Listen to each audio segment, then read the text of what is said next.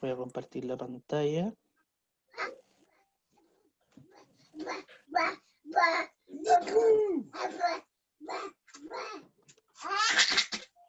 Déjame escuchar. Yo lo único que les pido, si hay mucho ruido de fondo, que silencien los micrófonos y lo abren cuando quieran hacer preguntas, para que todos estemos bien. Ya, entonces, ¿todos ven mi pantalla bien? Sí, sí. Perfecto. Estupendo. ¿Tú tenías el poder para silenciar igual o no? Sí, tengo superpoderes. Ya, aplica nomás. Ya, si escucho mucho ruido, lo silencio todo. No. Súper democrático. Ya, bueno, ¿cómo están? Saludarlos a todos, ya haya saludado a algunos. Bienvenidos a esta charla. Aquí Claudio es el dueño de casa, así que por favor, Claudio. No, pues la idea de esta charlita es seguir incentivando un poco nuestras conversaciones a medida que se va desarrollando este tema de los Patagonia Brewers, pues, compadre. ¿Cachai? La idea es seguir potenciando, agregando conocimiento. El grupo está demasiado transversal, en realidad. Unos saben mucho, otros saben un poquito, otros están recién iniciando. Entonces, la idea de esta charla es ir contactándonos con personas que tienen un poquito más de experiencia para que nos vayan guiando en este camino que nosotros queremos emprender o zanjar, digamos. Y para eso, pucha, aquí nuestro amigo Víctor nos hizo el gran favor de prepararnos una presentación. ¿Cachai? Él se va a presentar, para los que no lo conocen, porque yo creo que la mayoría lo conocemos, pero él va a tirar aquí a continuación su currículum para que veamos con quién estamos hablando, ¿cierto, Víctor? Así es, me carga que suene así, pero también es bueno porque eso les dice de que la persona que les está hablando ha estudiado y se ha preparado para esto. Bueno, la charla de hoy, inicialmente a mí me habían pedido una charla de errores de la cerveza, pero es súper difícil hablar de errores de la cerveza sin entender cómo nosotros percibimos, porque yo puedo decir esto es un error, pero si no sé cómo lo percibo, no lo conozco, nunca lo he sentido, es súper difícil hablar de ello. Entonces vamos a hablar un poquito de cómo se percibe primero, ya cómo se habla, vamos a hablar un poco de percepción, vamos a hablar un poco de análisis sensorial, vamos a hablar de estilo, y una vez que tengamos todo eso más o menos redondeado, vamos a hablar un poco de los soft flavors más clásicos que uno puede encontrar en la cerveza. Ya, bueno, acá la idea es que si ustedes van teniendo preguntas, vayan haciéndolas a medida que vayan apareciendo. Si es que hay algo que vamos a ver después, yo les indico que lo vamos a ver en un par de diapos más, ¿ya? Y si hay algo que sea, que se salga mucho de tema, lo podemos tocar al final, ¿ya? Ahora, bueno, mi nombre es Víctor Jiménez Aires, nunca me olvido de mi madre, siempre me reta cuando no la menciono. Soy tecnólogo médico de profesión, ejercí casi 10 años, me di cuenta de que estaba aburridísimo estar encerrado en un laboratorio, de que no era lo mío, me encantaba la ciencia, pero no a ese nivel de encierro. Tuve la oportunidad de tener un emprendimiento que era una tienda gastronómica online, donde me empecé a enamorar de la cerveza, entonces en paralelo trabajaba en el laboratorio y vendía productos gourmet y chela. Y como no me gusta no saber lo que yo estoy vendiendo, lo que estoy haciendo, tomé cursos de homebrewer, empecé a hacer cerveza, empecé a ir a charlas de cerveza, me empecé a preparar y se me dio la oportunidad de hacerme cargo de un restaurante, así que renuncié a mi pega de tecnólogo, me dediqué al tema gastronómico, pero siempre apuntando hacia la cerveza. Después tuve la oportunidad de empezar a administrar bares cerveceros y ahí ya fue enfocarme. Así que ahí fue donde me certifiqué a través del Domens Academy, que es una academia alemana ubicada en Múnich, ay, perdón, que certifica, de hecho hace ya casi 100 años, certifica maestros cerveceros y empezó con un programa de somelería de cerveza por ahí por el 97. Además soy juez de JCP, que es una certificación internacional para jueces de competencias de cerveza e hidromieles en este caso. También hice una certificación norteamericana que se llama Cicerone Program, que tiene 4 niveles, en el cual soy segundo nivel. Y bueno, en este momento me desempeño como docente en ACAS, Academia Cervecera de Análisis Sensorial. Hago asesoría y consultoría en bares. Bueno, con toda la contingencia ha sido un poco complicado, pero también estoy trabajando con algunas tiendas de especialidad, botillerías, y también hago asesoría sensorial a algunas cervecerías. Habiendo dicho eso, partimos. Ahora, primero, ¿cómo percibimos? ¿Ya? Porque aquí es súper fácil hablar de análisis sensorial, pero muchas veces ni siquiera sabemos qué es lo que es percibir. ¿Ya? Y la percepción tiene que ver con la forma a través de la cual el cerebro interpreta sensaciones que recibe a través de los sentidos para generar una impresión inconsciente o consciente. Esto es súper complejo porque muchas veces nosotros estamos procesando información sin darnos cuenta. Entonces la estamos imprimiendo sin filtrarla. Y eso queda en alguna parte de mi cerebro, ¿ya? De la realidad física del entorno. Y para esto nosotros utilizamos los 5 sentidos. Ahora, les dejo este ejemplo que es súper sencillo, que también depende de mi posición, mi experiencia, mi conocimiento, es como yo también voy a interpretar esta información. Por eso que es súper importante cuando nos metemos en este tema del análisis sensorial, es empezar a entender cómo funciona y cómo yo funciono. ¿Ya? Y eso lo vamos a ir viendo a través de esta presentación. Ahora, ¿qué es una sensación?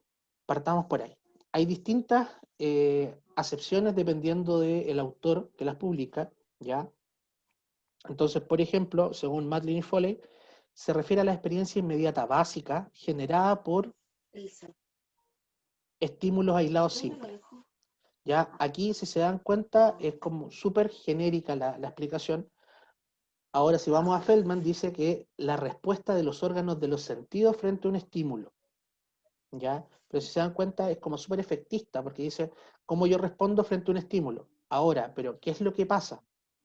También hay un fenómeno psíquico, que es el procesamiento de esa información, ¿ya? Que se produce por la excitación del órgano sensorial. Se excita el órgano sensorial, esto genera un impulso nervioso que va a llegar al cerebro, va a ser procesado, va a ser trabajado, le va a dar una cierta significancia, ¿ya? Y eso va a generar una reacción, ¿ya? Y esta excitación también nos permite conocer cualidades del mundo exterior o de nosotros mismos.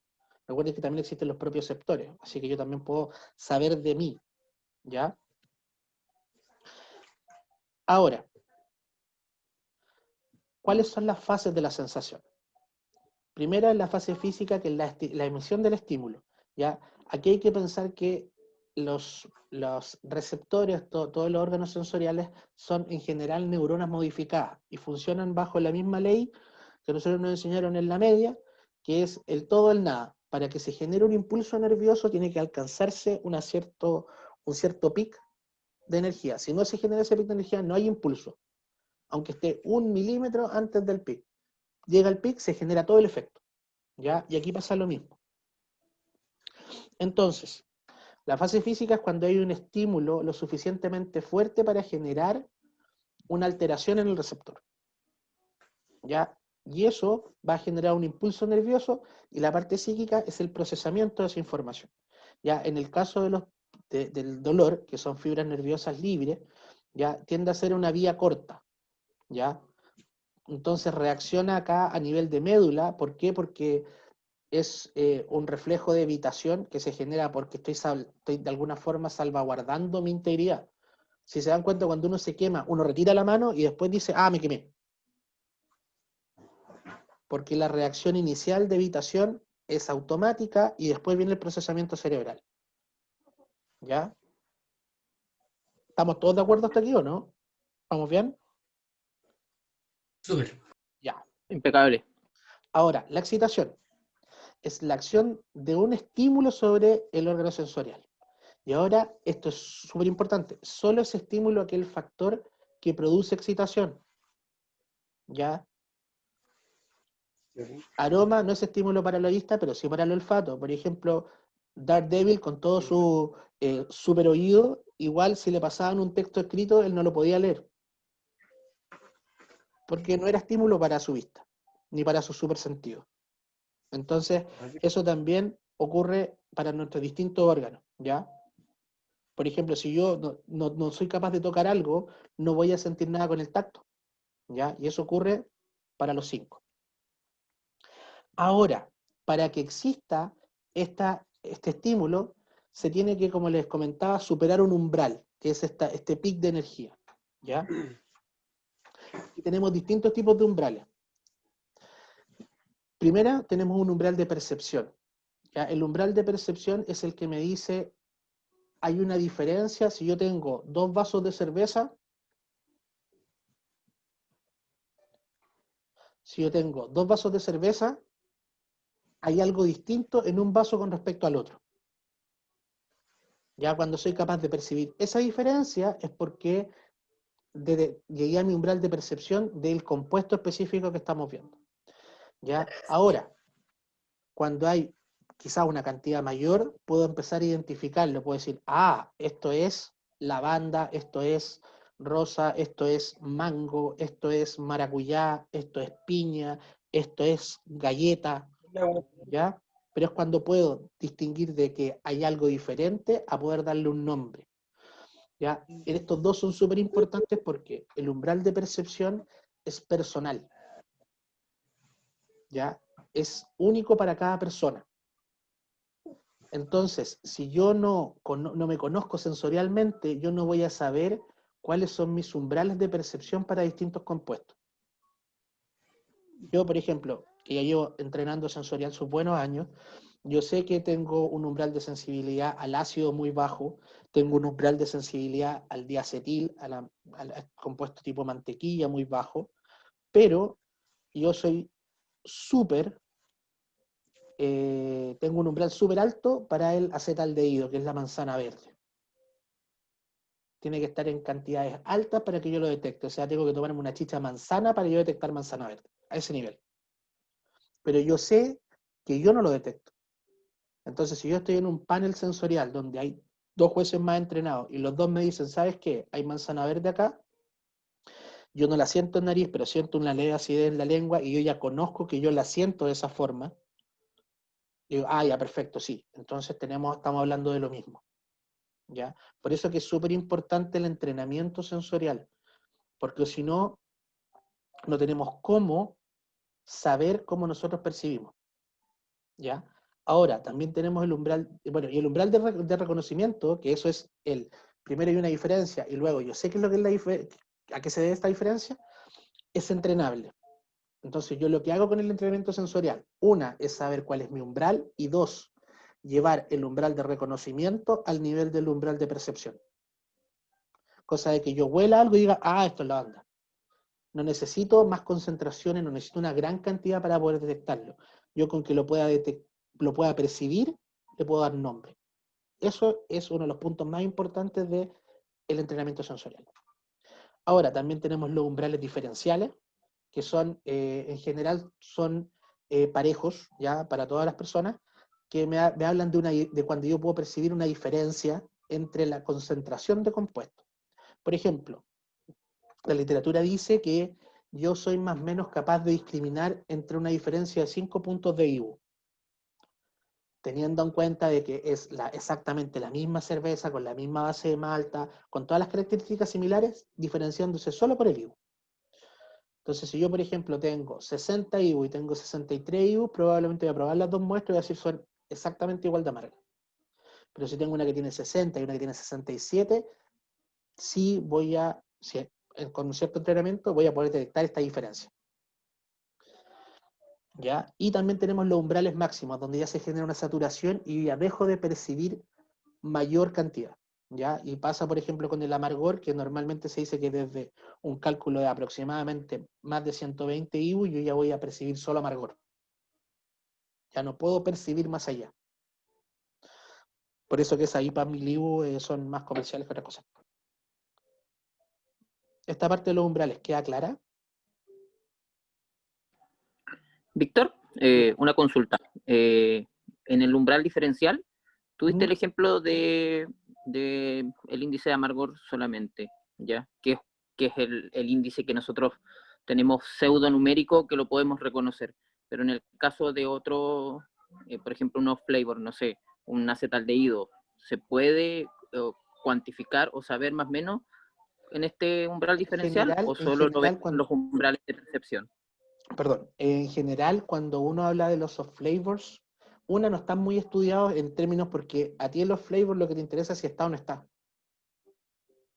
Entonces, estudiar la concentración no tiene mucho sentido y por eso yo creo que nunca mucho la gente le ha hincado mucho el diente. Porque, por ejemplo, si tú tienes diacetil, se va a notar y no va a ser agradable. Entonces, aquí hay otro tema que es súper importante, que lo voy a aprovechar de cruzar. ¿Ya? ¿Por qué el análisis sensorial sigue siendo tan importante, el análisis sensorial humano? ¿Ya? ¿Y por qué yo no uso, por ejemplo, un equipo de HPLC, cromatografía líquida de alta precisión, o una nariz electrónica que se basa más o menos en el mismo concepto, o un espectrómetro de masa? ¿Por qué? Porque el espectrómetro, el HPLC, pueden medir concentraciones infinitesimales, pero no me van a decir desde dónde yo empiezo a percibir, importante, y lo otro que no me van a decir es las interacciones, porque muchas veces son tantos compuestos que ya no va a ser una sumatoria de compuestos, sino que se va a generar sinergia y se van a generar sabores y aromas diferentes. Y eso solamente lo da la experiencia humana. Por eso es que es tan importante que todavía esto sea un proceso humano. Ahora, respondiendo a lo que dice Luis, ¿la percepción es una apreciación personal? Al principio sí. Y en términos prácticos, si no hay un entrenamiento, sí, porque, por ejemplo, supongamos Luis que tú eres mexicano, y yo te hablo de papaya. Tienes la cara, ¿no? Yo te hablo de papaya. En todos los lados del mundo, menos en Chile, la papaya es un fruto que se usa para ensalada, que es carnoso, que no es dulce, tiende a ser un poco más ácido. En cambio, en Chile la papaya es dulce. Y ocupamos la misma palabra para referirnos a lo mismo. ¿Ya? Tenemos referenciales distintos, tenemos experiencias diferentes. Hay cosas a las cuales nunca hemos sido expuestos. Si a mí me dice, oye, esto huele a chile poblano, ¿qué es el chile poblano? No, esto sabe a liche.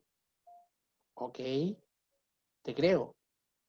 Entonces también hay un tema súper de experiencial, personal, sumado a esto de los umbrales de percepción.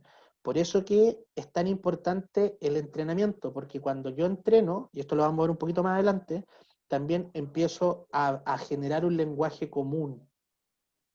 Claro, Entonces, mi pregunta, percibo de una forma algo, usted percibe, Luis percibe una forma algo, Manuel percibe una forma algo, Sebastián percibe una forma algo, pero todos sabemos que nos referimos a un compuesto específico que es este,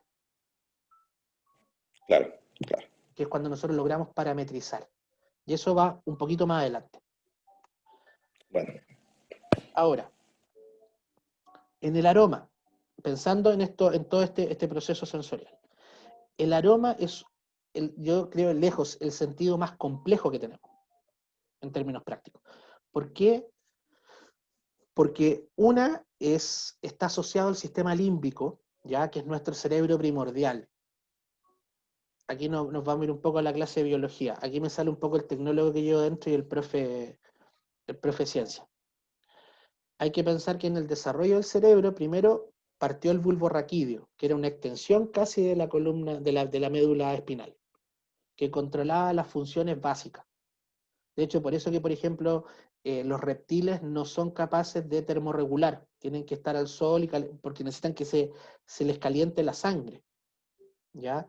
¿Y eso es por qué? Porque en ellos todavía no se desarrolla el hipotálamo, ya ahí no se desarrollan otras estructuras, ¿ya? Y después, a medida que van evolucionando, van empezando a generar un cerebro de más básico cada vez más complejo, ¿ya? Entonces, el olfato está asociado a este cerebro primordial.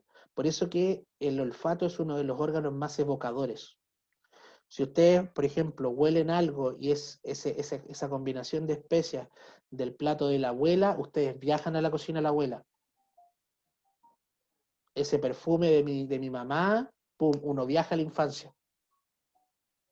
Porque está asociado a esta emoción, a esta emocionalidad fuerte. ¿Ya? Y también, ¿por qué está, y por qué también era súper útil? Porque también era de sobrevivencia. O sea, si un compañero de tribu en la prehistoria se moría y tenía unos hongos al lado que se había comido, o una fruta que se había comido, yo olía, se murió por la fruta. Esto es olor a muerte. Yo creo que la mayoría de ustedes ha tenido algún trancazo más o menos duro con algún destilado de dudosa procedencia, de costo bajo y mala reputación, ¿ya? Y se han dado cuenta que después de eso, ¿qué es lo que ocurre? Ustedes huelen, simplemente lo huelen y empieza el reflejo de arcada. Ni siquiera ha tocado el cuerpo, ni siquiera ha ingresado el cuerpo para que tenga que salir. Pero mi nariz le está diciendo a mi cerebro, flaco, no metas eso en tu boca porque te vas a morir. Ya casi te moriste una vez, no lo intentemos de nuevo. Así de importante era el olfato para nuestros predecesores, ¿ya? Ahora, esto se fue complejizando cada vez más. ¿Qué es lo que ocurre? Que el sistema del olfato tiene la memoria sensorial, exactamente. Ahora, si nos vamos acá, a la diapositiva de la derecha, estos receptores olfatorios son neuronas modificadas. Entonces lo que hacen es como reaccionar con un sistema de señalética de luces. Entonces imagínense que ustedes tienen un patrón, esto es como muy informática, de hecho lo podemos pensar en unos y ceros. Si yo prendo un cierto patrón de unos y ceros, mi cerebro va a interpretar que está oliendo cierto compuesto. Y los compuestos que tienen raíces químicas similares van a activar patrones de luces similares. Por eso que yo, por ejemplo, cuando muchas veces no puedo discriminar una fruta especial, ¿qué es lo que pasa? Yo digo, esto huele fruta. No puedo decir si es durazno, si es pera, si es manzana, porque mi cerebro no alcanza a procesarlo bien. Pero como son de la misma familia y no tengo el entrenamiento suficiente, no soy capaz de distinguirlo, pero mi cerebro sabe que ha olido eso y que está asociado a fruta. ¿Ya? Y otro patrón de luces me va a decir que esto es una especia, y otro patrón de luces me va a decir que esto es un cárnico, y otro patrón de luces me va a decir que esto es un ahumado. ¿Ya? Ahora, ¿por qué nos pasa mucho el tema de, oh, yo olí esto antes, pero no sé darle nombre? Porque no le ponemos atención a esto. Porque es un proceso tan respirar e incorporar aire y con el arrastre de todos estos compuestos aromáticos, es algo tan natural que como que se me olvida y no lo dejo en el trasfondo de mi cerebro. Entonces cuando me enfrento al de nuevo digo, esto lo he sentido antes, pero tengo que hacer un esfuerzo para poder buscar a qué estaba asociado. Entonces por eso que el entrenamiento sensorial es empezar a decir, huelo esto, tiene este nombre, huelo esto, tiene este nombre, ahora volvamos, huelo esto, tiene este nombre, ahora no sé qué es lo que estoy oliendo, huelo esto, era esto. Por exposición repetitiva ya puedo ir diciéndole a mi cerebro que los patrones de luces se refieren a un cierto compuesto. ¿Se va entendiendo la idea?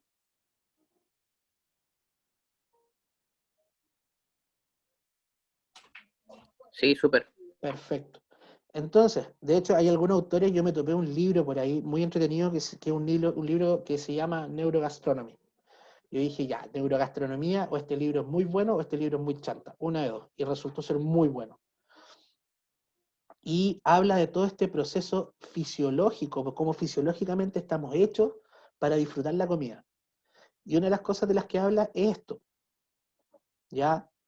De, por ejemplo, cuando nosotros masticamos, cuando nosotros bebemos, cuando nosotros metemos algo a la boca, al morder empiezo a romper, al romper y darle temperatura, empiezo a liberar compuestos aromáticos y nuestra cavidad, nuestra paladar y nuestra cavidad nasal tiene una característica bien importante, que están conectadas acá atrás. Ya, recuerden silenciarse, chicos, si tienen ruido de fondo, porfa. Y lo que hace esto es que yo, al hacer esto, por el retronasal, entran todos estos compuestos aromáticos y tienen contacto con el bulbo raquídeo. Aparte de lo que entra de manera ortonasal, que es de frente. ¿Sí? Entonces, por ejemplo, un perro que técnicamente es muchísimo más sensible que nosotros a olores y aromas, ¿qué le pasa? Que tiene su hocico alargado, por lo cual él está entrenado para percibir aromas que vienen desde afuera. ¿Por qué? Porque es rastreador, porque tiene que detectar peligro a la distancia. ¿Ya? Pero come y no tiene mayor preferencia por lo que está comiendo, porque no tiene esta característica que tenemos nosotros que sí nos permite el disfrute de los alimentos. Ustedes cuando están full resfriados, llenos de moco, ultra congestionados, traten de comer, o también es una prueba súper interesante el hacer simplemente esto. Yo me tapo la nariz y tomo la chela.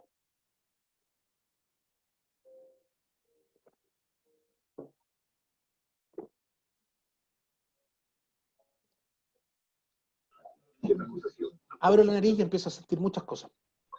¿Por qué? Porque voy a sentir solamente los gustos básicos que están en la lengua.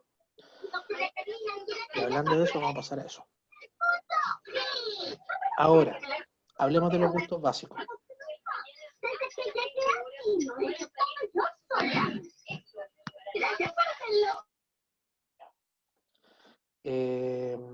Nosotros tenemos 6 gustos básicos en este momento,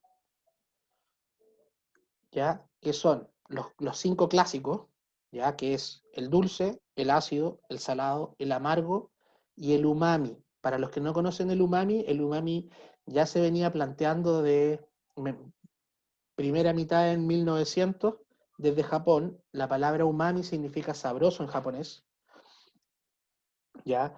Y se dieron cuenta que estaba asociado a la concentración de glutamato en un alimento, ¿ya? El glutamato es un derivado de un aminoácido, que es el ácido glutámico. Entonces, los alimentos que tenían proteínas con mayor concentración de ácido glutámico tenían este perfil que les daba mucho sabor, que eran muy sabrosos, ¿ya? Y como existe un receptor específico para ese compuesto en la lengua, se considera un gusto básico. ¿Ya? Esa es la lógica de hablar de los gustos básicos, es porque hay un receptor.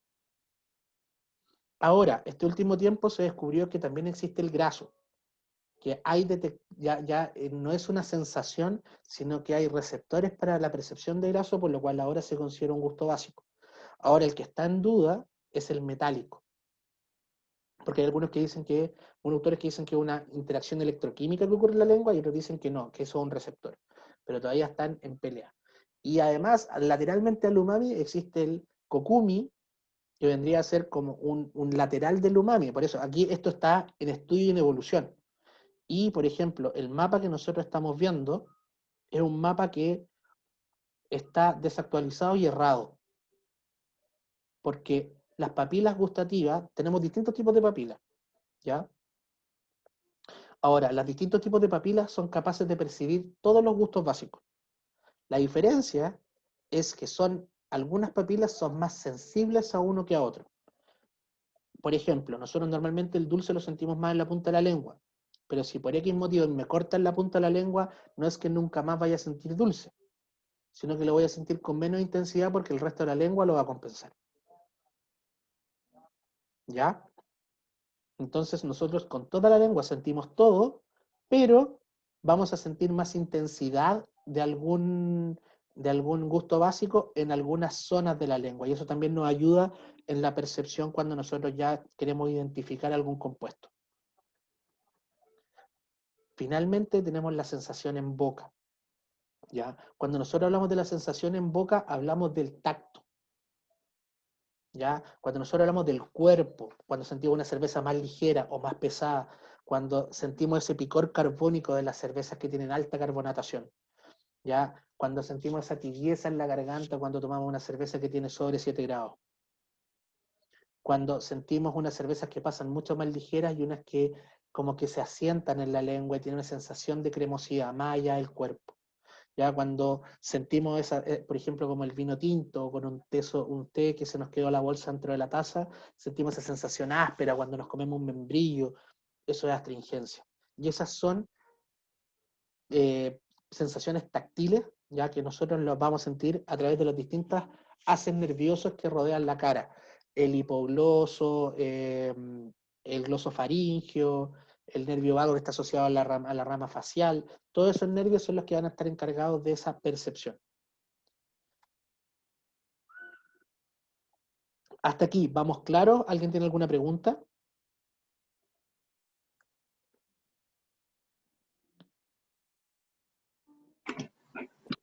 Víctor, ¿me escucháis? Dale, Alessandro. Sí, mira, y no sé si lo voy a explicar más adelante, pero el, el gusto del umami, que me llama mucho la atención, que ahí era un gusto al nori, que no sé si es específicamente como sabe el nori, o es como, porque ahí por lo menos me ha costado como identificar el umami. El No sé si... umami es un cacho al principio, porque tiene esa característica de que le da sabor a las cosas. Es como, no sé si tú te das cuenta cuando tú usas champiñones secos y los agregas en una salsa ¿Ya? y empieza a agarrar como esa como sabor casi cárnico, muy sabroso, Sí, que no lo tiene cuando no lo agregas. Es lo mismo, es claro. cuando, por ejemplo, tú estás haciendo una salsa de tomate y le colocas el tomate fresco, y después le colocas la salsa de tomate que viene concentrada o tomate deshidratado, y pum, agarra un sabor mucho más intenso. Esa intensidad está asociada al glutámico y está asociada al umami. No Ya. es tanto el sabor a nori, porque nori al final es cochayuyo prensado. Pero lo que sí tiene es alta concentración de este aminoácido que es el ácido glutámico. Entonces, por ejemplo, los japoneses, ¿por qué lo toman? Ellos lo empezaron a estudiar, porque ellos ocupaban mucho las escamas de pescado seco, la alga seca picada, porque al ser seco y al estar deshidratado está más concentrado. Por eso que, por ejemplo, hay la comida italiana, los tomates deshidratados, los hongos deshidratados, esos también tienen altas concentraciones. La carne, ¿por qué nos gusta tanto? Bueno, a los carnívoros, y de hecho muchos vegetarianos por opción que echan de menos la carne, es por eso, porque tiene mucho sabor. Ya. Y eso está dado por la concentración de... Entonces, por ejemplo, en una cerveza, ahora adelantándome un poco, ¿cómo uno podría decir yo percibo umami en una cerveza? Que pasa mucho por autólisis cuando la levadura se rompe, y como las paredes de la levadura también tienen proteína, liberan ácido glutámico. Entonces muchas veces, por ejemplo, en Imperial Stout, cuando está la levadura lisada, uno huele y huele a soya. Ah, ya sí me ha pasado, me ha pasado. Eso es lisis y es lo que tú podrías decir, eso es percepción de sabor umami o de Ya, aroma de umami. Cuando tú ya. percibes Puede soya confundirse con o salado de notas repente. alga, va por ahí. Puede confundirse como con algo salado, porque No esas son... necesariamente, no necesariamente, pero sí está, como son normalmente son artículos desecados, tienen mayor concentración de sales. Pero Ya, no siempre, por ejemplo, en la soya, claro, porque la soya tiene sal. claro. Pero por ejemplo, si tú tomas estos mix de algas que se usan para la cocina japonesa, aparece esa misma nota, como mucho sabor, pero con menos sal. Ya, perfecto. ¿Ya? Pero esa Víctor, sensación como de sabor es la que tiene que ver con el umami. ¿Sí? Víctor, ¿nos serviría el glutamato monosódico que ocupan como aliño para incrementar sabores, como Es, para ayudarnos a... O sea, sí y no, porque lo que hace el glutamato monosódico es un potenciador, pero nuevamente asociado a este umami. Entonces lo que nos va a dar va a ser una nota más cárnica. No es como que si yo, por ejemplo, quisiera potenciar un sabor de la cerveza y le coloco Ajinomoto. No va a funcionar así. Lo que uno busca, por ejemplo, ahí es contrapunto. Si yo quiero resaltar la maltosidad, yo puedo aumentar un poco la sal. De hecho, en la cocina se usa mucho. En los que cocinan saben que en pastelería, por ejemplo, siempre se agrega un poco de sal. ¿Para qué? Para resaltar el dulzor del grano. Entonces, normalmente cuando yo quiero resaltar algo, busco un contrapunto que lo resalte. O, por ejemplo, en el caso de la cerveza, uno puede incorporar eh, el tema del uso del cloro y el calcio para que se perciba mayor la malta. Entonces uno juega con las concentraciones de iones. Si yo quiero aumentar la persistencia del amargor del lúpulo, puedo jugar con la concentración de cloruro sulfato. Entonces van a ser distintas técnicas y eso viene un poco de las distintas escuelas cerveceras, porque era el agua, era la fuente de agua que tenían en ese país en ese momento cuando no se podía modificar nada. Entonces, eso le dio ciertas características a ciertos estilos. Entonces, muchas veces lo que uno busca cuando empieza a hacer estos ajustes de agua es simular el agua de esa región particular. Aquí nos estamos yendo para el otro lado, sí, así que vamos a volver un poco sobre la presentación, ¿ya? Y al final podemos, si quieren, podemos discutir un poco más esa parte. ¿Les parece? Sí, perfecto. Gracias, Víctor, por Vale. aclararla. Ahora, cuando hablamos de sabor, y esto es súper importante porque mucha gente toma sabor como sinónimo de gusto básico. Sabor ácido, y eso no es correcto. Es un gusto ácido porque sabor es la interacción entre el olfato, el gusto, la sensación en boca y las irritaciones químicas, que son provocadas, por ejemplo, la irritación química del ají, que lo que hace es irritar las fibras nerviosas y con eso genera una sensación de dolor. Y por el otro lado, ¿qué pasa con esta sensación de dolor? El cuerpo libera endorfina para calmarla. Entonces, al final, los que son adictos al ají son adictos a la sensación de endorfina que viene después, ¿ya? Y por ejemplo, la sensación de frescura que nos da el mentol. Cuando yo uso menta, eucalipto y similares, va a estar este compuesto que va a generar eh, una sensación falsa de frescor porque la verdad no hay un cambio de temperatura, pero yo siento la boca más fresca. Y todo eso engloba el sabor, ¿ya? Entonces yo puedo decir, por ejemplo, esto tiene gusto ácido, pero esto sabe a mandarina. Porque la mandarina no es solamente la acidez, sino que es el aroma cítrico, los aceites esenciales que hacen que mi cerebro diga, sí, esto es este cítrico pequeño con ciertas características. Ahora, acercándonos un poco al tema que nos convoca. Cuando yo hago un análisis sensorial de una cerveza, y esto vamos a hacerlo a grosso modo y después vamos a redondearlo en un concepto. Cuando yo estoy, por ejemplo, viendo mi cerveza, tomando esta misma que está acá, ya lo que yo veo es el color casi negro, o muy oscuro, brillo, es brillante, tenía una burbuja pequeña, una retención media, una espuma de color, no alcanzaba a ser canela, pero sí era un color marfil, ¿ya? De burbuja pequeña. Ahora en aroma, ¿qué percibo? Está la nota de los nips de cacao, hay una nota a chocolate amargo, hay una nota a café, pero no está particularmente tostado. También hay un tostado suave que me recuerda un poquito a bizcocho, que está de fondo, y un poquito de toffee. Ahora, en sabor.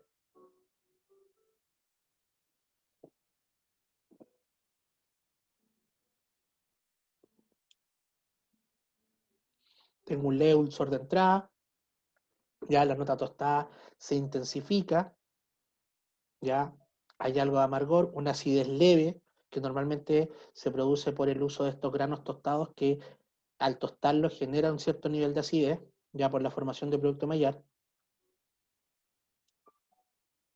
Tengo un retrogusto más o menos largo, amargo, levemente áspero, ya el cuerpo es medio, no es tan pesado porque no está tan algo cremosa, ya no está caliente para nada, y está muy bien porque tiene 5 grados, tiene una carbonatación media, no es tan chispeante. Entonces con eso yo estoy analizando mi cerveza, pero para eso yo tuve que haber entrenado para detectar todo eso, ¿cierto? Ese es el punto importante. Ahora, cuando nosotros nos vamos al mapa de la cerveza, este es el último mapa, el más actualizado, basado en el de Mailguard. Si se dan cuenta, es bastante extenso. Ya, como pueden ver, cuando hablamos de sabor, que ahí está muy bien explicado, es la conexión entre aroma, gusto básico y sensación en boca. Ahora, los gustos básicos, los 6 que mencionamos: salado, dulce, ácido, amargo, graso y umami. Sensación en boca, el afterfeel, que vendría a ser la sensación posterior, es astringente, que es esta aspereza dura, o es slippery, que vendría a ser como oleoso, resbaloso. Ya el cuerpo, la densidad, la viscosidad, el particulado, que es más que nada en los alimentos, y uno siente como una cierta granulosidad. ¿Ya? La irritación, como dijimos, que son las irritaciones químicas, la efervescencia, si se siente un burbujeo suave o algo más agresivo sobre la lengua. Es como cuando uno se toma una Coca-Cola súper helada y uno siente la carbonatación dura en la lengua. ¿Ya? Y cuando nos vamos al aroma, si se dan cuenta de lo que hablábamos en la complejidad, todo se dispara. Vean la cantidad de descriptores que hay. Más de 100. Entonces, lo que uno hace con este entrenamiento es empezar a discriminar. Por ejemplo, al principio, como les decía yo hace un rato atrás, uno dice frutal. Después uno dice, este es frutal de pera. O ¿qué es lo que siento? Puta, siento algo que no sé si es durazno, damasco. Ya, ahí nosotros hablamos de fruta de carozo, que es el stone fruit en inglés. Entonces primero hablo de stone fruit y después digo, ya, no, esto es damasco, no, esto es durazno, no, esto es níspero, y así. Después lo mismo, siento esta como mezcla de berry. Ya, pero después soy capaz de discriminar entre fresa, entre mora, arándano, cassis. ¿Por qué? Porque ya conozco las pequeñas diferencias. ¿Ya? Y la idea de ir ampliando este abanico sensorial es principalmente el poder tener una biblioteca que me permite identificar todo esto de buena forma. ¿Se va entendiendo la idea? Perfectamente. Ya. Ahora, acercándonos cada vez más. Estilos cerveceros, vamos definiendo. Ahora, ya hablamos de sensaciones, hablamos de los aromas, gustos básicos y sensaciones en boca que sentimos asociadas a la cerveza. Ahora, ¿qué es un estilo? El estilo es un término que se utiliza para diferenciar y clasificar. Colócale la cuestióncita aquí. ¿Ya? Y lo que hago yo con esto es, esta diferenciación yo la hago considerando aroma, color, sabor, los ingredientes, el método de producción, la receta, la historia y el origen. ¿Ya? Con todo esto yo puedo decir, sí, estoy hablando de un estilo específico. Y esto también va a tener relación con la guía que yo estoy utilizando. Entonces aquí ya vamos, tengo que decir, aquí, ¿cuál va a ser el patrón que va a ordenar lo que yo estoy de alguna forma clasificando? Lo estoy haciendo en orden alfabético, lo estoy haciendo por colores. Entonces, por eso que es súper importante también definir qué guía voy a ocupar yo para definir mi cerveza. Si quieren ese mapa se los puedo mandar en alta resolución para que lo tengan. Así que me lo piden después. ¿Ya? Ahora hablemos de las escuelas cerveceras, que uno siempre habla de la escuela alemana, la escuela belga, la escuela británica, la escuela americana. Esta es una definición del Science of Beer, que es un instituto brasileño, que la encuentro genial, me encanta, que habla de un conjunto de estilos y técnicas de producción de una determinada región geográfica. Si se dan cuenta, no habla de un país, tomando en consideración factores tales como método productivo, tecnología y legislación local. ¿Por qué? Porque, por ejemplo, en el 1600 llegaron las levaduras, los eubayanus a Europa, el eubayanus se cruzó con el Saccharomyces, creó la levadura lager, que es el Pastorianus, y empezó a dar una cerveza que a todos les gustó, y todos empezaron a seleccionar sin saberlo la levadura lager, y en el 1700 ya estaban todos haciendo lager. En 1750 ya estaban todos haciendo lager en Alemania, y en las zonas aledañas. ¿Ya? El tema de las legislaciones, la ley de pureza de la cerveza fue un game changer, o sea, cambió las reglas del juego porque ya se empezó a utilizar solo cebada y lúpulo. Y ya se dejó de lado el gruit, por ejemplo, que se ocupaba bastante. ¿Ya? Hubo países que les valió madre, por ejemplo, Bélgica le valió madre la ley de pureza alemana y siguió haciendo cervezas con fruta, con trigo, con lo que ellos querían. Y fue muy bueno también porque nos dio diferencias. Pero en toda la zona de influencia de Alemania, la ley de pureza fue súper trascendente.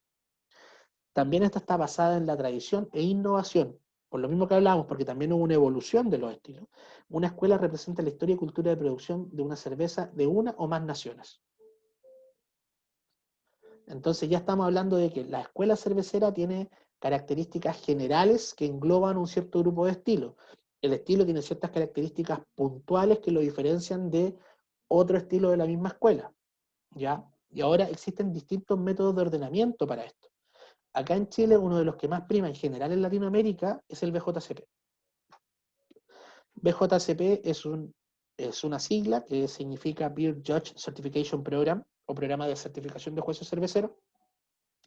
Y este nace poco después de que empieza esta revolución craft, un poco para ordenar, ¿ya? Y de hecho, uno de los grandes impulsores de esto fue Michael Jackson, ya, obviamente no el cantante, que era un crítico, o sea, era un periodista que se dedicó al tema tanto de la cerveza como el whisky.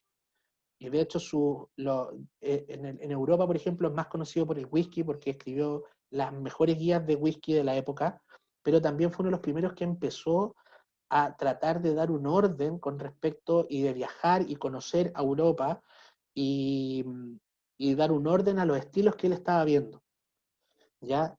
Y él fue de alguna forma un impulsor de todo esto. Si ustedes quieren ver la parte histórica, les recomiendo, en YouTube está The Beer Hunter, que era un programa que hizo él a finales de los, creo que principios de los 80, ya a finales de los 70, principios de los 80, donde él viaja a Inglaterra, a Bélgica, a Alemania, a República Checa, y hay marcas y hay cosas y hay historia que todavía sigue en pie hasta el día de hoy. Entonces, si tienen el tiempo, es cortito, lo ven en menos de una tarde porque son como 25 minutos cada episodio y son 6 episodios. Así que se los recomiendo. ¿Ya? Ahora, ¿cuál es la gracia del BJCP? Y que es bueno que haya sido súper influencial en Latinoamérica, es porque ordena los estilos desde una perspectiva bien homebrewer, bien cuadrada y bien cerrada, ¿ya? En este momento hay, estos datos actualizados, los busqué ayer, 750, o sea, 7.540 jueces activos, más de 10.000 competencias sancionadas, más de 1.700.000 cervezas juzgadas, ¿ya? Entonces es un programa bastante fuerte. Y la ventaja que tiene, como les digo, es que en un rubro donde recién se está aprendiendo, es bastante útil porque te da ciertos lineamientos a seguir, ¿ya? Y después uno se puede poner creativo a hacer otras cosas, pero te da lineamientos bastante rígidos, lo cual es por un lado súper bueno, pero cuando ya uno se pone creativo, ya este lineamiento rígido deja de ser algo amable. ¿Por qué? Porque te restringe. Entonces, pero también evolutivamente hablando, dentro de la cerveza es súper positivo, porque así primero yo hago las cosas con una regla, lo hago bien, y después digo ya, ¿sabes qué? Ahora que ya lo sé armar y desarmar, puedo desestructurarlo, puedo meterle piezas, puedo sacarle piezas, puedo hacer lo que yo quiera.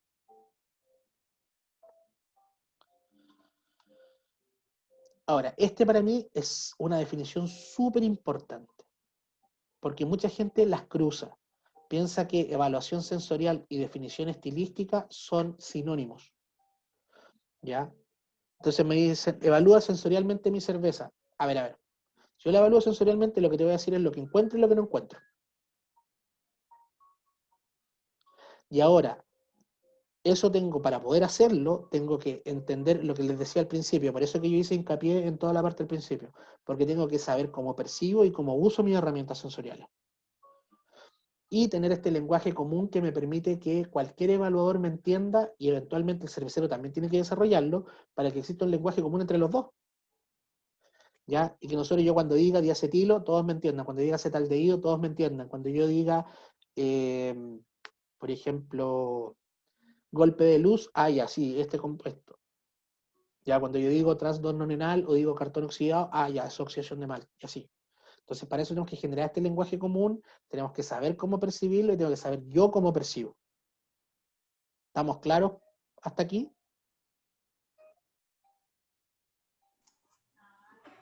Perfectamente claro, compita. Súper bien. Ahora, la definición estilística es usar toda esta herramienta para evaluar si de acuerdo a ciertos parámetros la cerveza examinada cumple o no cumple.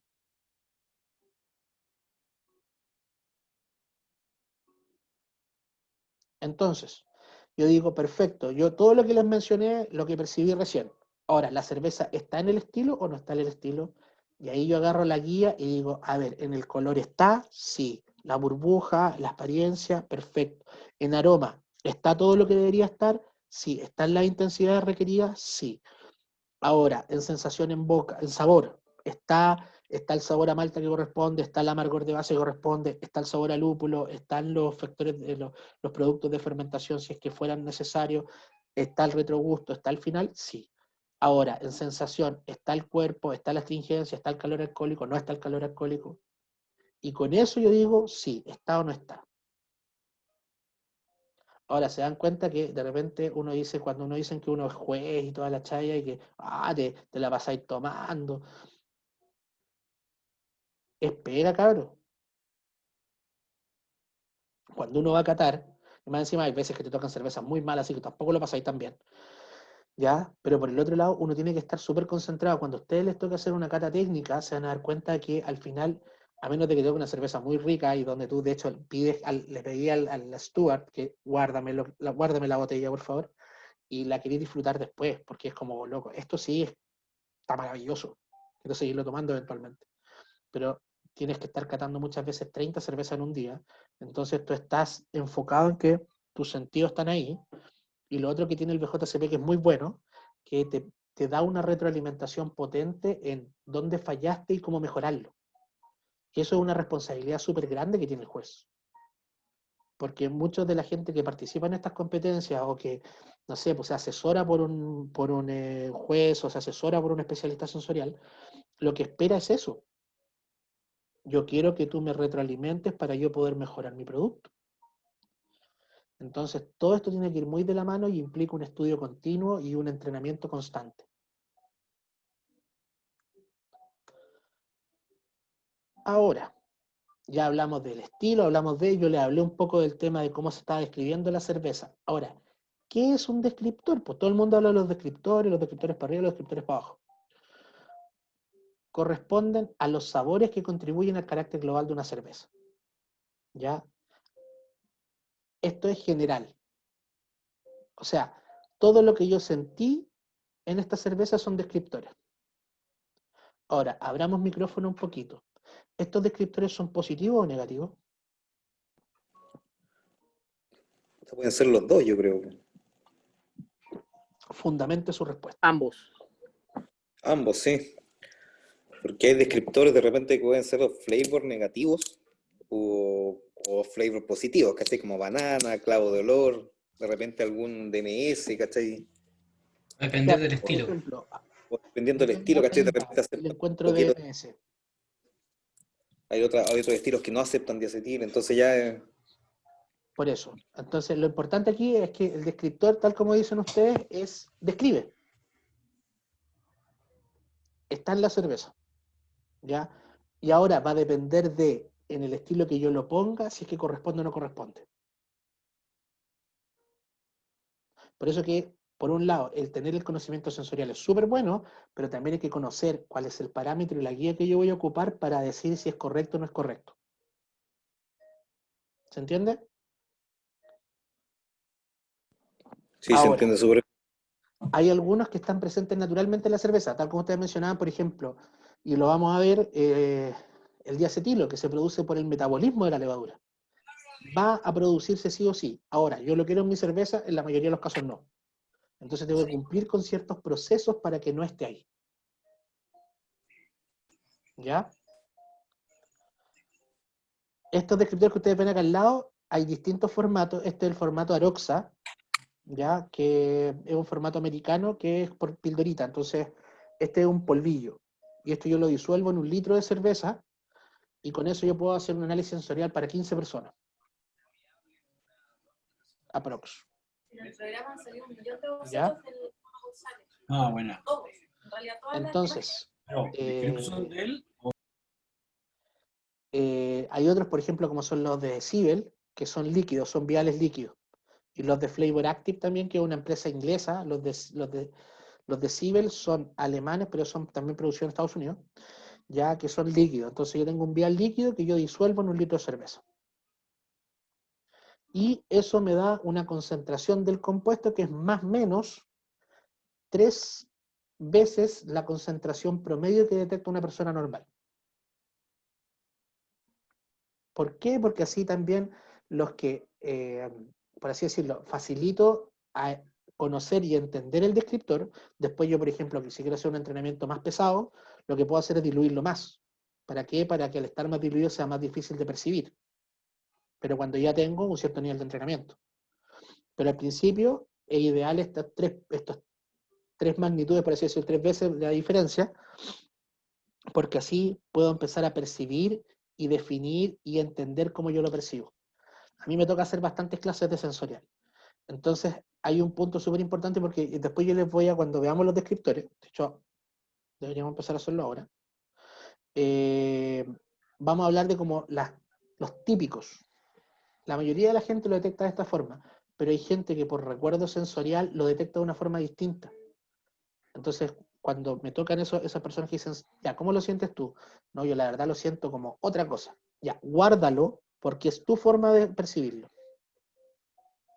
Entonces, cuando haya tú notes esto en una cerveza, es porque se refiere a este compuesto. Entonces, la idea del entrenamiento es hacer esa vinculación. Y después, esa vinculación, hacerla en concentraciones cada vez más bajas, para que apenas yo lo perciba, lo vincule. Eso es un poco la lógica. Ahora, cuando hablamos de off flavors, son sabores no deseados, de frentón. O un descriptor que no es aceptado en un estilo específico. ¿Ya? Por ejemplo, hablábamos del diacetil. El diacetil se acepta en las cervezas escocesas, en las Scotch. ¿Ya? Pero no se acepta en casi ningún otro estilo. Entonces, si yo encuentro diacetil en una IPA, va a ser un off flavor. Porque va a ser un sabor no deseado en el estilo. En cambio, si yo tengo contaminación, yo no lo voy a creer en ningún estilo. Si yo encuentro mercaptano como trapo sucio, no lo quiero en ningún estilo. ¿Cierto? Si encuentro vómito de guagua, claramente no lo voy a creer en ningún estilo. ¿Ya? Y ahí cuando hablamos de off-flavor generales. Hablemos un poco de los descriptores más básicos que uno puede encontrar ya en una cerveza, y por eso vamos a hablar también de algunos compuestos que sí se forman en el proceso productivo, pero yo no los quiero al final. Entonces tengo que tener una buena fermentación para que no estén ahí. Hablemos del acetaldehído. El acetaldehído se percibe en general como manzana verde, acidrado, vinagre blanco, chicha manzana. ¿Ya? La mayoría de la gente lo percibe así. Puede que algunos de ustedes lo perciban un poquito distinto. Como yo les digo, les contaba, yo soy súper duro para este descriptor. De hecho, lo siento como una sensación, un leve frescor y algo de acidez en el borde de lengua. Y es todo lo que siento el acetaldehído. Y algunos que lo huelen y dicen, ¡ay, sí, pero manzana verde por todos lados! Y yo así como que lo huelo y nada, boca, ya, ahí está. Se detecta, hay dos técnicas de inhalación que se pueden usar para detectar, para reforzar distintos aromas, que es inhalación larga, profunda. La voy a hacer forzada para que se escuche, pero obviamente no tiene que ser forzada. Hasta donde me dé el pulmón. Y luego boto por la nariz. ¿Por qué? Porque vuelvo a hacer pasar el aire y vuelvo a tomar contacto con el bulbo. Entonces puedo percibir aromas que quizás no noté en la primera vuelta o refuerzo la sensación. O sea, los otros son 3 aspiraciones cortas, no forzadas. Ya aquí nuevamente la puede ser forzada. Y siempre por la nariz. Ya, porque por ejemplo el mundo del vino muchas veces te dicen, o con los destilados, tienes que tomar aroma con la boca abierta. ¿Por qué? Porque el alcohol es demasiado alto, pero en este no es el caso. ¿Ya? Y botar por la boca voy a perder la mitad de la sensación, de la percepción. Habiendo dicho eso, ¿cuál es la procedencia? Son lo que se denomina un subproducto de fermentación que se denomina sustancia de buque verde o compuesto de buque verde. ¿Por qué de cerveza verde? ¿Por qué? Porque se produce sí o sí, ¿ya? Porque de hecho el acetaldehído es el precursor del etanol. O sea, no va a haber alcohol si no hay acetaldehído. Entonces, tiene que pasar por ahí, sí o sí, ¿ya? Pero lo que yo quiero es que todo el acetaldehído se convierta en etanol y recién ahí sigo el proceso. Entonces, cuando yo encuentro acetaldehído en una cerveza es porque o la apuraron o no fermentó a la temperatura que iba a fermentar, y esto lo vamos a ver acá. Ya, término prematuro de la fermentación. Ya, remoción o floculación temprana de la levadura. Aquí esto puede ocurrir porque elegí mal la leva. ¿Ya todos están claros con el concepto de floculación o lo explico? Podría explicarlo, no sé, yo creo que todo está claro, pero puede haber alguno por ahí que... Ya, la floculación es la característica que tiene la levadura en dormancia. Y eso lo hace cuando empieza a cambiar sus cargas de membrana y eso hace que se aglomere. El aglomerarse genera unos clamps, unas masas, que al ser más pesadas van a decantar. Y al decantar, la levadura se duerme y no sigue trabajando. Entonces, la tasa de floculación es relativa a la cepa de levadura. ¿Ya? Distintas cepas tienen distintas tasas de floculación. Entonces, si yo por X motivo elegí una levadura que flocula muy temprano y estoy haciendo una cerveza quizás más alcohólica, quizás flocule antes de comerse todo el azúcar. O antes de que alcance a convertir todo el acetaldehído en etanol. Entonces me va a quedar acetaldehído en la cerveza final. ¿Ya? También se puede generar por estrés de levadura. Yo sé que estrés en un organismo unicelular suena súper raro. Porque el estrés normalmente uno lo asocia a la mente. Y el estrés es el cuerpo hecho. Y como la levadura obviamente no es que se estrese y se deprima y se quiera suicidar, pero sí cambia sus patrones metabólicos. Y eso hace que genere compuestos que yo no quiero en mi cerveza. ¿Ya? Y uno de ellos también puede ser la acetaldehído. La contaminación, hay microorganismos que son capaces de producir acetaldehído, y también cuando tenemos acetobacter, que también es una contaminación probable, se puede generar lo que se denomina oxidación inversa. Y la oxidación inversa es que el acetobacter lo que hace es tomar el etanol y lo reconvierte en acetaldehído. ¿Ya? Ahora, ¿cómo yo evito esto? Primero, asegurarse una fermentación sana. Ahora, ¿a qué nos referimos con fermentación sana? Hay que pensar que la levadura que nosotros ocupamos para cerveza se viene seleccionando hace miles de años, por lo cual está tan domesticada que no vive en condiciones extremas, no vive en condiciones fuera de como el laboratorio. Es como si ustedes tienen un perro que fue criado en casa, sale a la calle, lo atropellan, se lo come otro perro, se pierde porque no sabe qué hacer.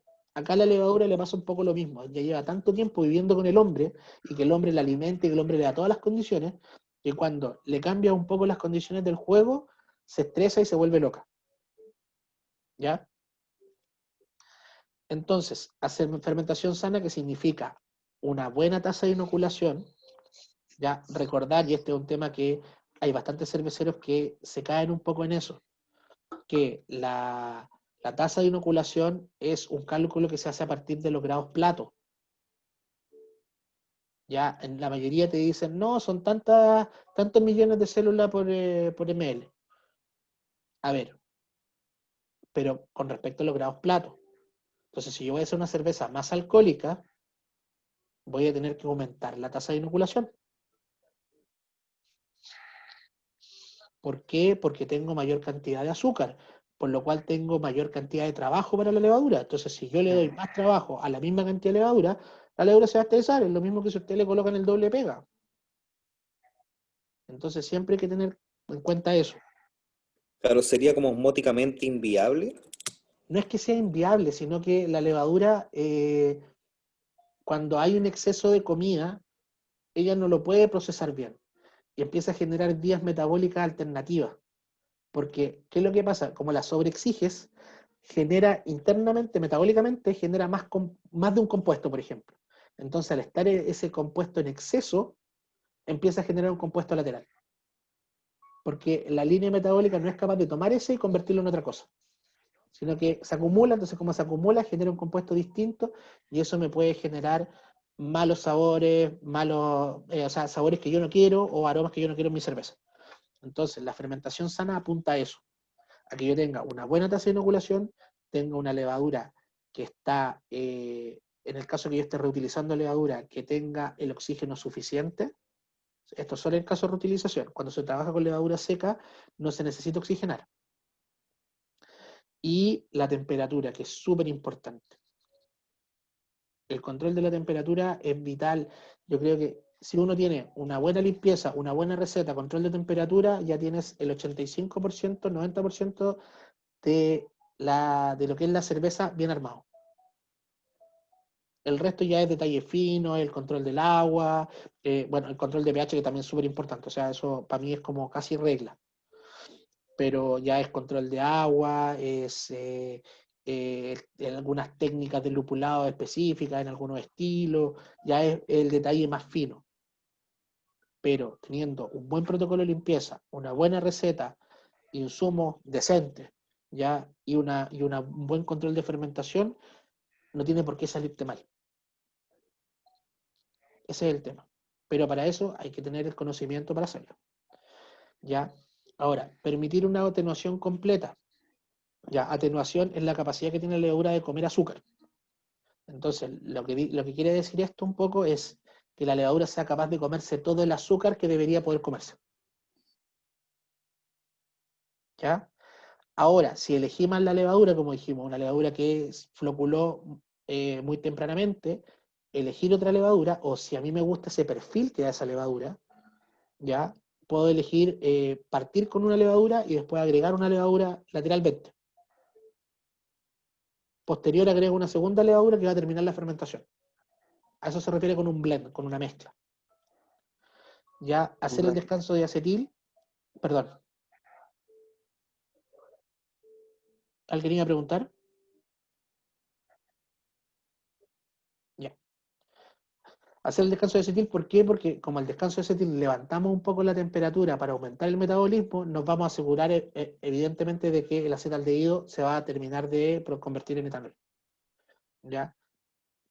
En general en la curva, primero se produce el acetaldehído, el etanol, y después se produce el diacetil. Por lo cual, si logré sacar todo el diacetil, no debería haber nada de acetaldehído porque es un proceso un poco previo, ¿ya? Y como decíamos, como también en presencia de acetobacter puede ocurrir esto, limpieza y sanitización correcta. ¿Ya? ¿Estamos bien por acá? Súper. Súper bien. Ya. Ahora, vamos a otro compuesto de buque de cerveza verde. El diacetil. Este es bastante común. Ahora, ¿por qué es más común? Porque nuevamente se forma el final. Entonces, el no llegar al final de la fermentación aquí se hace más probable, ¿ya? Pasa mucho porque, por ejemplo, si yo no tengo control de temperatura, y esto puede pasar en invierno o en verano, porque en invierno pasa que como, en especial, por ejemplo, en el sur, que hace más frío, no se alcanza la temperatura óptima, y en muchas partes a ti te dicen, no, usted la fermenta 5 días, 7 días, y después la sube 2 grados, y después 3 días, y después la pone a madurar. ¿Y qué pasa si mi termostato estaba malo? ¿Cómo yo me entero? Entonces, por eso que es importante el tema sensorial, porque técnicamente yo debería madurar en el momento que ya no hay diacetil. No en el momento que dejó de burbujear, o que ya pararon o se espaciaron las burbujas, o que llegué a la densidad. No, en el momento que se acaba el diacetil, yo paso a maduración. ¿Ya? ¿Cómo se percibe? Mucha gente, mantequilla, manteca, graso, butterscotch. ¿Ya? Hay gente que lo percibe muy mantequilla rancia. Yo lo percibo, por ejemplo, como toffee. Entonces, muchas veces se me cruza con algunas maltas. Y ahí es donde yo discrimino con la sensación en boca. ¿Por qué? Porque el diacetil te genera una sensación más pesada y oleosa en boca. Ahora, ¿por qué es importante también el que no haya diacetil en la cerveza? Porque mal que mal, a mucha gente dice, oye, la cerveza tiene toffee, bacán. No molesta. Es como uno de los off-flavor como que menos castigados de alguna forma. Pero ¿qué pasa? Que le resta tomabilidad a la cerveza. ¿Por qué? Porque al ser más oleosa y pesada, ya tomarte una pinta es un esfuerzo. O muchas veces me pasaba con gente que decía, oye, ¿sabes qué? Tu cerveza tiene ese... Pero si se vende, a ver, si se vende y la gente la encuentra tan rica, ¿por qué esa persona dejó un tercio de chela en el vaso? No, pero me dijo que estaba rica, sí, pero está pesada de tomar. Y cuando usted, ahora pensando en la parte más comercial, tú cuando quieres que alguien se tome una pinta, tú quieres que no se tome una o media, quieres que se tome 2 o 3. Que sea súper tomable, que en 4 sorbos te lista. Ya, y eso se logra evitando que haya este tipo de compuestos en la cerveza. ¿Cómo se detecta? Con inhalaciones cortas, como lo conversamos antes. Como ya dijimos, un subproducto de fermentación y es producido por toda la levadura en fermentación primaria. ¿Ya? ¿Por qué? Porque se produce por la síntesis de ácido graso. ¿Ya? La gracia que tiene el diacetil es que se produce, pasa al mosto, luego se reabsorbe, la levadura lo procesa y lo convierte en otro compuesto que tiene un umbral de percepción súper alto. Entonces tiene que estar en concentraciones bestiales para detectarlo, por lo cual ya no lo percibimos, ya que el 2,3-butanodiol. Entonces, lo que nosotros esperamos es que se reabsorba completamente el diacetil. ¿Ya? Y por eso que ese es el descanso, porque al levantar un par de grados al final, cuando ya no voy a producir alcoholes superiores, ya no voy a producir ese tipo de compuestos, lo que hago con eso es acelerar el metabolismo para asegurarme que el diacetil se reabsorba de manera más efectiva. ¿Ya? ¿Se entiende esta parte?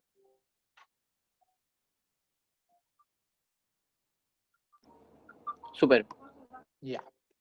Ahora, si se dan cuenta, las causas son casi iguales a la anterior. ¿Ya? ¿Por qué? Porque los dos son producto buque verde, entonces términos prematuros, remoción de la levadura. Lo que sí es muy importante es el contacto con el oxígeno. Ya la levadura cuando entra en fase, nosotros, bueno, si tenemos todos claro de que la levadura tiene primero una fase aeróbica, cuando recién parte la fermentación donde consume todo el oxígeno que hay en el mosto, se reproduce, ¿ya? Y luego cuando el oxígeno empieza a bajar, empieza a producirse una fermentación anaeróbica, que es donde se produce el etanol. ¿Ya? Ahora, cada vez que la levadura entra en contacto con oxígeno, despierta y empieza a reproducirse. Y al empezar a reproducirse, genera diacetil. Por eso que hay que ser súper cuidadoso con el tema de los trasvasijes. Porque si al trasvasijar yo incorporo oxígeno, puedo despertar la levadura, va a generar algo de diacetil, por un lado, y por el otro, va a generar oxidación, va a dejar oxígeno molecular que va a terminar oxidando mi cerveza.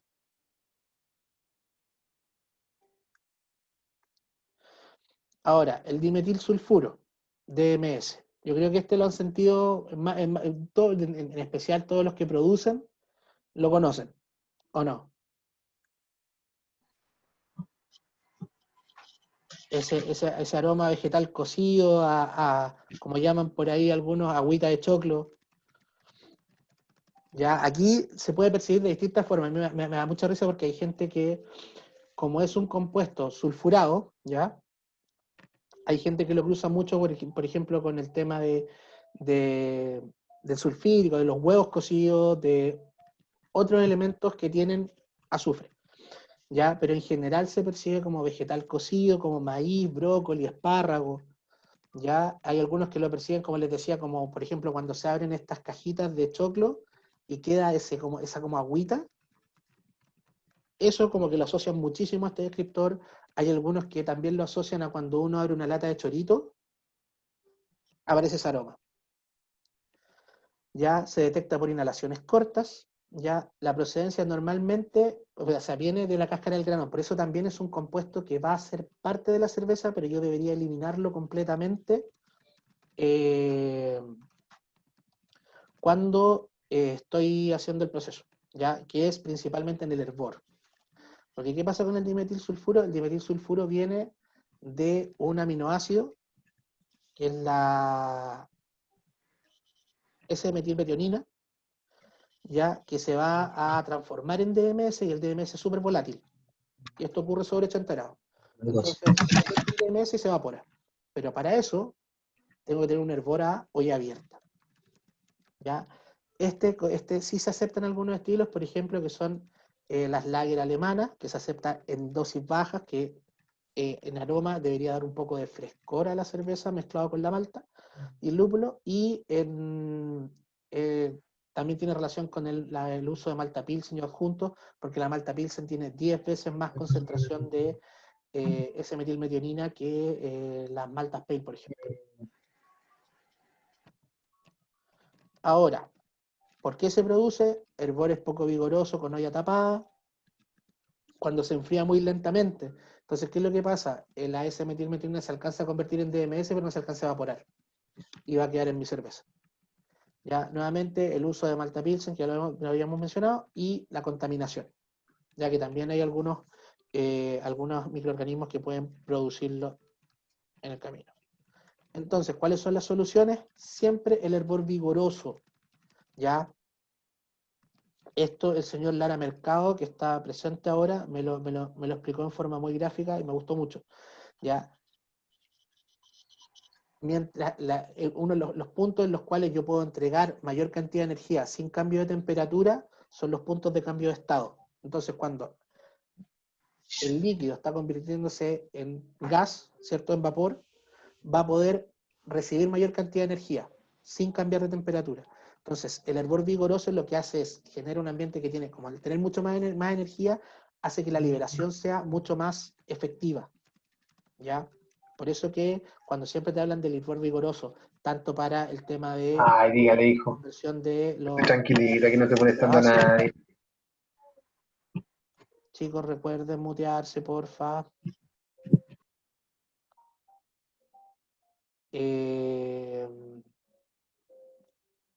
Tanto en la isomerización de los alfa-ácidos como en la eliminación del DMS, es importante que haya harta energía, ¿ya?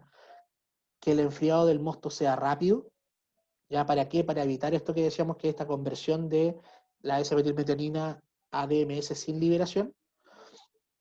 En el caso de que nosotros veamos que nos está costando o estamos usando mucha Malta Pilsen, una receta que no lo debería tener, ¿ya? O en estos casos, si voy a ocupar este tipo de maltas juntos, alargar el hervor para poder eliminar el exceso de DMS, ¿ya? Y en el caso que tenga todos los puntos cubiertos, limpieza y sanitización para limitar la lógica de que pueda haber un contaminante. Ahora, contaminación. Este descriptor sí tiene una característica bien particular, ya, porque es un descriptor que, por así decirlo, es como un descriptor creado, que toma dos de las contaminaciones más frecuentes que hay en cerveza, que de hecho se produce mucho también, por ejemplo, en las líneas, ya, que son las contaminaciones con pediococo y acetobacter. Entonces, ¿qué nos va a dar? Nos va a dar, por un lado, el pediococo nos va a dar diacetilo, ¿ya? Y el acetobacter nos va a dar ácido acético. Entonces, ¿cómo se percibe?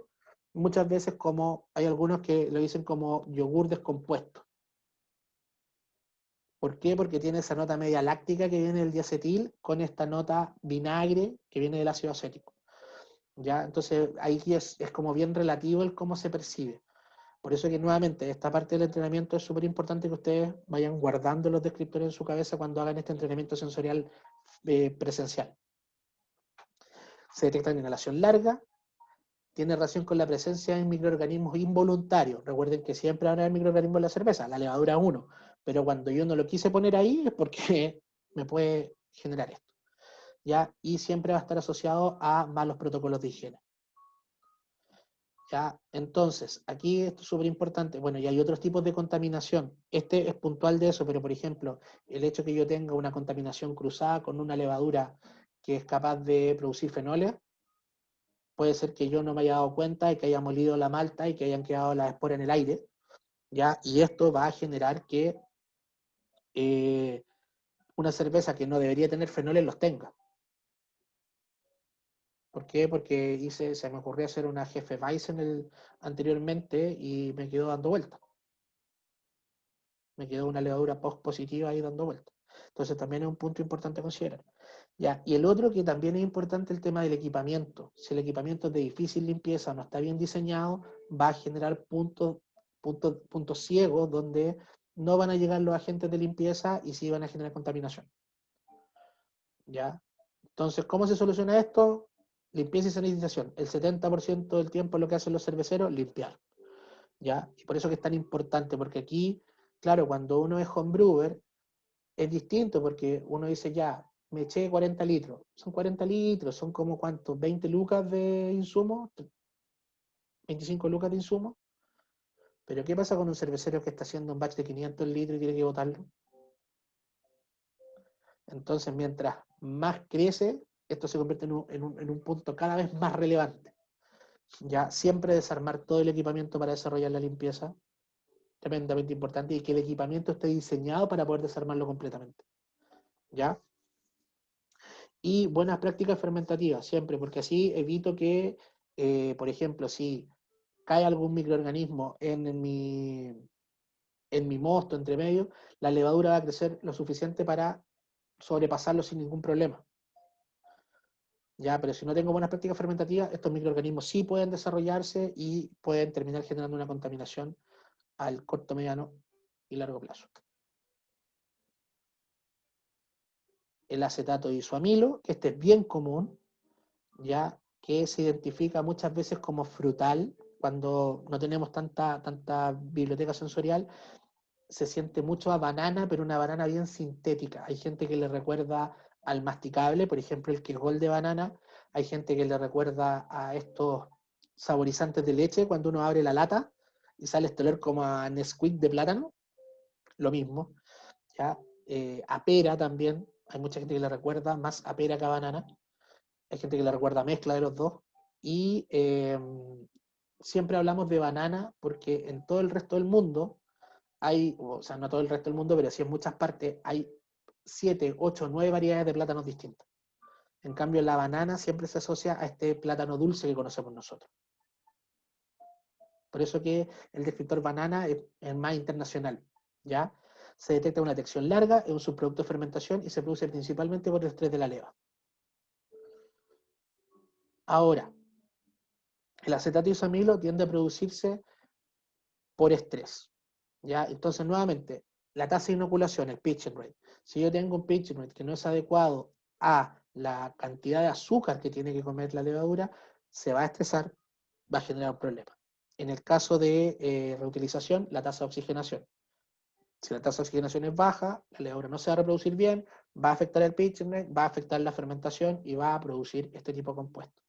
Temperatura de fermentación. En general, las temperaturas de fermentación elevadas tienden a producir mayor cantidad de acetato isoamilo y también de alcoholes superiores. Y el estrés, que es la falta de algunos, y asociado a todos estos problemas. ¿Ya? Ahora, hay estilos que sí aceptan el acetato isoamilo. Por ejemplo, la Hefeweizen, las cervezas de trigo alemana, van a tener plátano y van a tener clavo, porque usan levaduras positivas, que lo que hacen es tomar el ácido ferúlico, que está en los granos, y lo convierten en otro compuesto, ¿ya? Y que nos va a dar el aroma a clavo de olor, que es el 4-vinil guayacol. Entonces nosotros queremos poder potenciarlo, entonces podemos usar un pitching rate más bajo para que tenga mayor cantidad de plátano en una Hefeweizen, pero en la mayoría de los otros estilos no los vamos a querer. ¿Ya? Cambiar la cepa levadura, que produzca menos este tipo de ésteres, controlar la temperatura de fermentación, controlar la tasa de oxigenación en el caso de reutilización y tener una tasa de inoculación adecuada. Se dan cuenta que la mayoría de los problemas que hemos estado viendo, si no es contaminación, tiene que ver con fermentación. Ya chicos, hasta acá ¿cómo vamos? ¿Estamos complicados? ¿Estamos bien? ¿Hay dudas? Impecable. Vamos bien. Perfecto. Y finalmente, cartón mojado. ¿Ya? Este es clásico, se debe principalmente a la presencia de oxígeno molecular, ¿ya?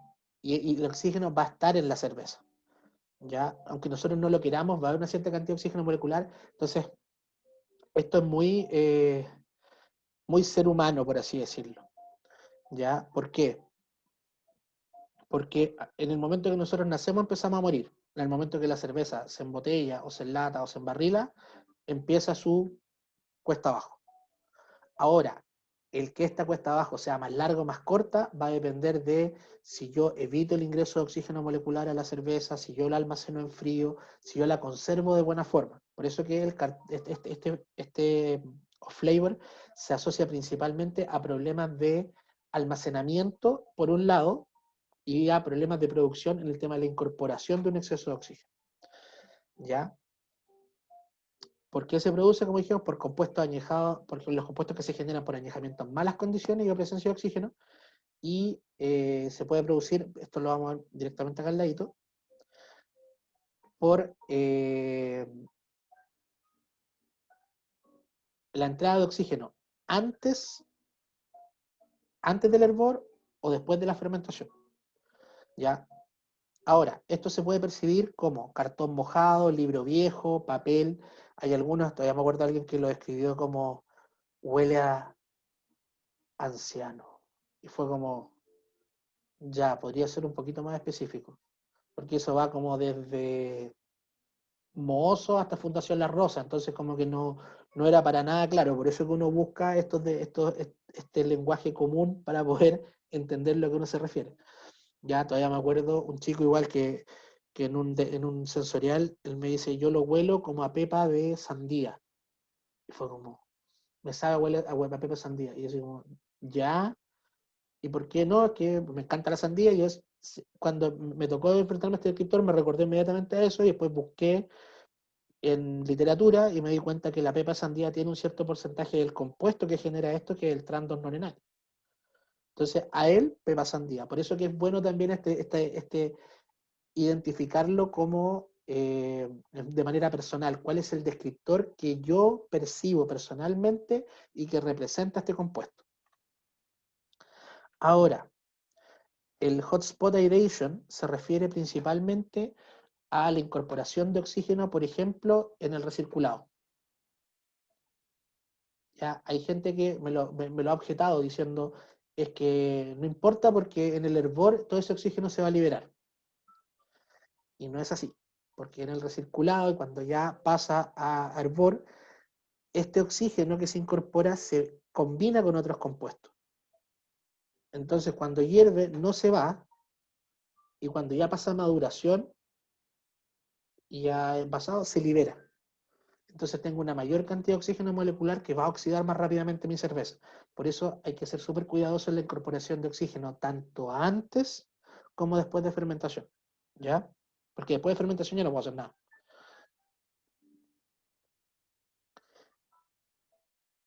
Esto también pues, se puede ver a la que guarda en malas condiciones de mucho movimiento o temperaturas muy altas. Por eso que muchas veces cuando ustedes compran una cerveza en el supermercado, de góndola, tiene como esa sensación como un poco acartonada, como que áspera. No sé si les ha tocado eso. ¿A alguno de ustedes les ha pasado eso de que han comprado una de supermercado y les toca eso? Toda la vida, Ya, eso es oxidación. sí. Sabor metálico también me pasa casi siempre.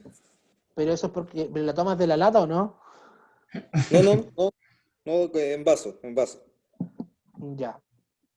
Siempre Mira, sabor mi metálico recomendación adentro. siempre, cuando ustedes piensen que están, porque aquí muchas veces, y a mí me pasó también, aquí no es que yo esté dándomelas de nada, pero pasa mucho que uno piensa que identifica un descriptor. Y nuevamente, porque no ha tenido el entrenamiento. Entonces yo siempre lo que recomiendo, por ejemplo, si tú tienes la duda de que es metálico, toma un poco de la cerveza y pásatelo en una parte de la piel donde no haya perfume, no haya nada. Y huele. Si ahí huele a fierro de micro, como a moneda, realmente es un metálico que estaba en la cerveza. Es una forma súper sencilla de detectarlo y es súper efectiva. Me pasa igual, Oye, por Vic, ejemplo, con el diacetilo. Ahora, algunas IPA, de repente el perfil de maltas con algunos lúpulos da una nota que te puede recordar a caramelo. Entonces hay gente que me dice, no, esta IPA tiene diacetilo. Y yo la pruebo, la huelo, sí puede recordarlo, pero la pruebo en boca y no hay ninguna de las sensaciones del diacetil. Por eso que es súper bueno, nuevamente, el conocer los descriptores a cabalidad, porque ahí uno realmente puede decir si está, no está. Por eso que es tan importante el entrenamiento sensorial.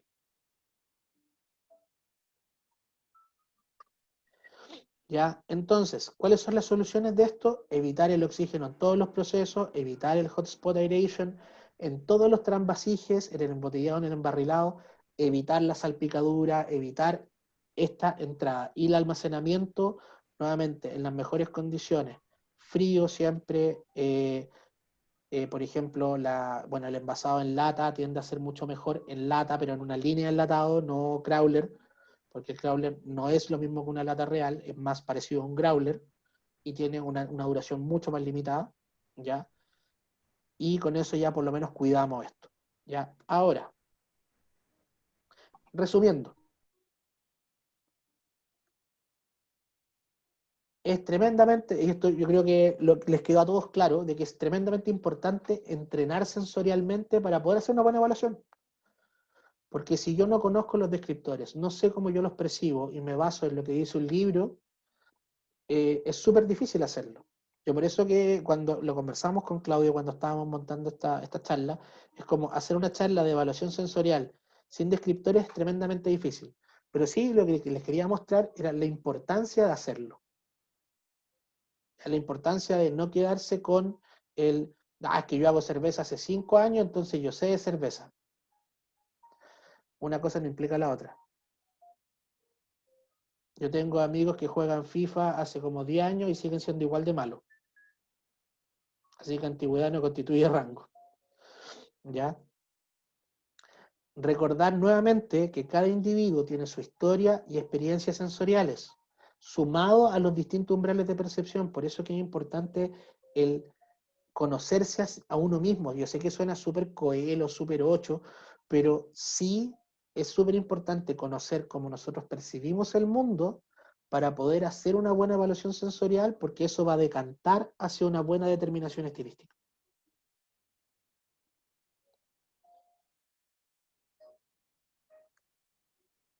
Y eso, chicos, me despido con este paisaje hermoso de la Patagonia. No sé si hay dudas, consultas, abrimos micrófono. Oye, más que nada, agradecerte por esta masterclass. Creo que quedó súper claro que cada día nos falta más por aprender. Por mi parte, yo estoy totalmente agradecido, compadre, que se haya planteado de esta forma. No, Y maravilloso. por mi parte igual súper agradecido. Y bueno, y ahora quedamos al debe, porque estamos todos con la cuestión de que tenemos que cachar los descriptores tal como son. Y puta, ya nos pusiste una tarea más encima, ¿cachai? Entonces, voy a tener que ayudarnos ahí también, pues. Claramente, Así que ahí podemos organizar algo para después, para ver si podemos tener los descriptores cada uno, ver cómo hacemos llegar los kits y todo, y ver sí, para que queramos pagar los descriptores y ya tengamos un curso ya de análisis sensorial más. sí, de hecho, bueno, Fabián está acá. Acas, yo creo que en este momento, yo sé que suena esto como public reportaje o infomercial, pero yo creo que acá es uno de los más robustos en el tema sensorial en Chile en este momento. Entonces, poder hacer algo en conjunto ahí sería perfecto. Sería Y, genial. y bueno, yo lo que le comentaba, esto ya casi que pasando el dato, sorry, que yo me voy al sur. Vamos a ser vecinos. Uno de mis planes es irme, estar trabajando en el sur, ojalá en el primer trimestre del próximo año. Así que sería Samuel. perfecto porque para mí, nuevamente, yo soy penquista, me identifico muchísimo con el sur. Creo que hay tanto por trabajar allá que es el momento de ir.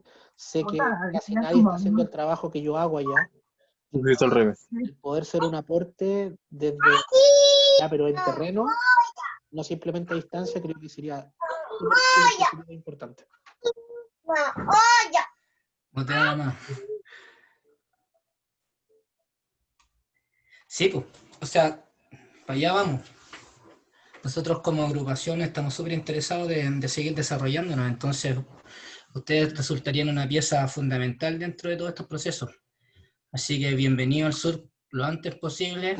Ojalá que sigamos con estos índices que estén bajando y volvamos un poquito más a la normalidad para que podamos, yo por mi parte, ocupar la sede está disponible, los muchachos saben, podemos inventar un montón de cositas entretenidas, así que hay que seguir conversando y una vez más darte las gracias por esta tremenda clase, por orientarnos un poco más para que los muchachos y yo mismo nos definamos qué queremos, para dónde queremos ir un poquito más, ¿cachai? Yo creo que ese es un tema Exacto. súper importante. Si hay algún otro tema, yo, Bueno, mi fuerte, más que el tema productivo, que lo manejo, pero no es algo que yo haga regularmente, pero sí la parte de servicio y lo que es sensorial, sí lo hago bastante.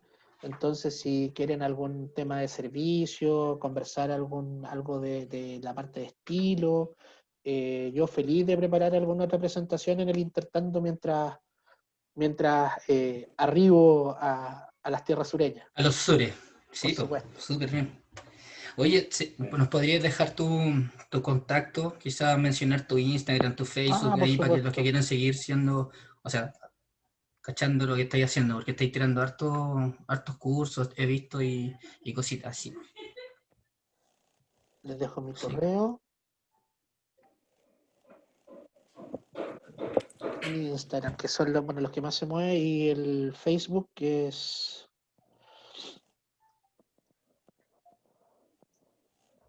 Y además recordar a los muchachos que entraron un poquito tarde que esta clase tú la dejaste grabada, ¿cierto? Y la vayas a subir Así a es. la plataforma, Sí, así para que que la yo podamos descargar. la voy a compartir a Claudio, perdón, para que él se las comparta a todos ustedes sin ningún problema.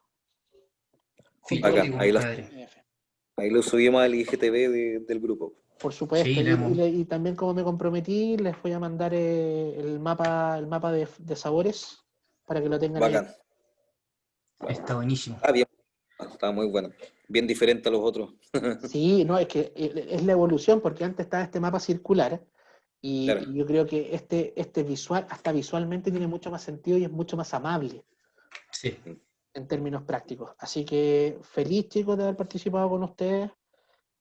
Quedo a su disposición. El que tenga dudas, consultas, que me contacte. Yo feliz de contestar lo que ustedes quieran y ver si podemos armar algo. Yo sí o sí debería estar, la segunda semana de octubre debería estar llegando a Pucón. Voy a estar un par de meses allá trabajando en un proyecto. Y ahí tengo que empezar a ver arriendo, porque de verdad que estoy con muchas ganas de irme o a Puerto Vara o Yanquihue, cercanía. Yo tengo una pieza disponible acá, oye. Interesante, ¿qué quieres que te diga? Pero ahí ir viendo las posibilidades, porque de verdad que para mí esta parte del proyecto, y más encima va a ser entretenido llegar, por ejemplo, en marzo, porque vamos a tener como 6 meses para trabajar, para desarrollar todo esto y para estar preparados para la próxima temporada. Entonces ahora trabajar un poquito a distancia, tratar de como irnos ajustando a esta nueva normalidad y posterior a eso ya darle con todo. Bacán. Exactamente. Siempre la ayuda es bienvenida acá en el grupo. Igual somos hartos, ¿cachai? Somos poquitos que estamos siempre conectados, pero los homebrewers acá en el sur somos caleta personas. No, y genial, y son nuevas camadas que están mucho más receptivas al aprendizaje, al conocimiento, y eso es súper bueno porque le hace muy bien al movimiento en general.